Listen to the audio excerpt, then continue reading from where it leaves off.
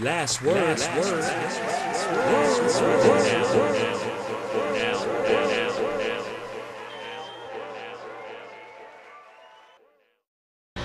You are tuned into The Last Word for now. I'm Will Levice. You can check out my website, willlevice.com. You can also follow me on Twitter at willthebeast.com. And I'm here with Denise Jackson. Tell us about your show on Hampton University. Yes, it's on WHOV 88.1 FM, Wednesday through Friday from 10 a.m. to 1 p.m. It's called Bootleg and B-Sides Radio, the healthy alternative. I produce the show, and the host is J.B. Harrison.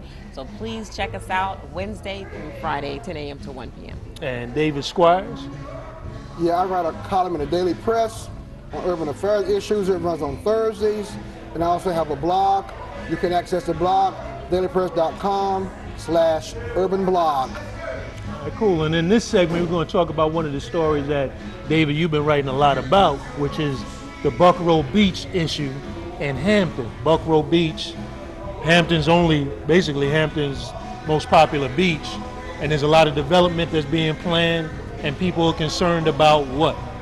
Well, basically, the city went through a long process, several years planning, and the citizens came up with a plan that would preserve, I think, about 8 acres of park space, and then it would develop another about 8 acres for residential. And it was voted on by the city council after sort of a complicated process. But then the green space people voted, well, they had a signature drive. That's an organization that wants that's concerned about environmental, right, and having as much green space there. They got 7,000 signatures out of 4,500 needed. And it's basically put the plan on hold. So the rumor out there is that the beach is going to no longer be public. The green space folks, they want as much greenery and beautification to be out there. The city wants to develop it so that the city can get revenue. And one of the key things is that you got two African-American males and very famous, well-known individuals that are trying to develop that land. Right. Well, William Fuller and Bruce Smith, really, they made the best presentation to do a parade of homes. And in the end, the city awarded Tommy Thompson the parade of homes, and Fuller and Smith were given 2 other plots about equal size. But now it looks like the city is in negotiations to possibly offer Fuller and Smith some land to develop not on Buckroe Beach. And the city is also making some plans to solidify that Buckroe Beach will always be public, including a conservation easement, right, over the public. Right. Of the public green space parts of it. Right. But I think really the city should take the referendum to a vote in November. Let the people decide. I've been hearing rumors that some city officials are thinking that a referendum will be too divisive in the city. But if that's the case, well, we're not talking about green space.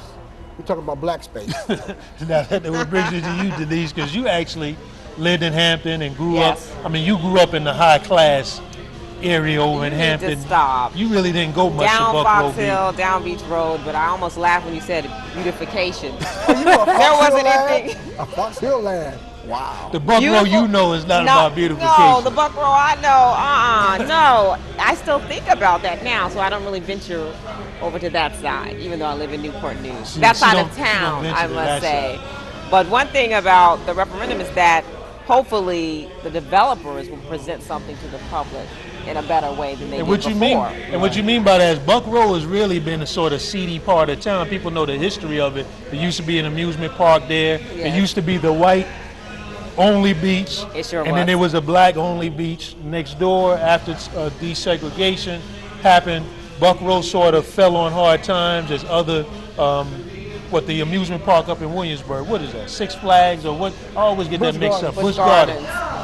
Buckroe fell off after Busch Gardens came in town, so it's been seedy, and now they're trying to redevelop it. But you know, I know one of the guys who worked for Full Coat, James Crocker, had grandiose plans for what could happen with the rest of Buckroe Beach. I think that the developers and the city dropped the ball in not doing a grand display on what Buckroe would be. Like when Aaron Brooks announced his development on the southeast side, right. It was grand display.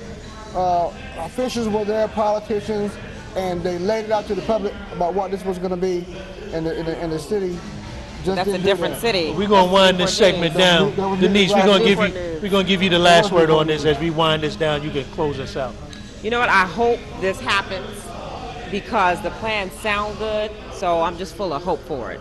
Hopefully that something will change out on Buckroe Beach. Go ahead, close us out like how you do on your radio show. You on TV now. People seeing you now. And you're listening to The Last Word, fella. For now.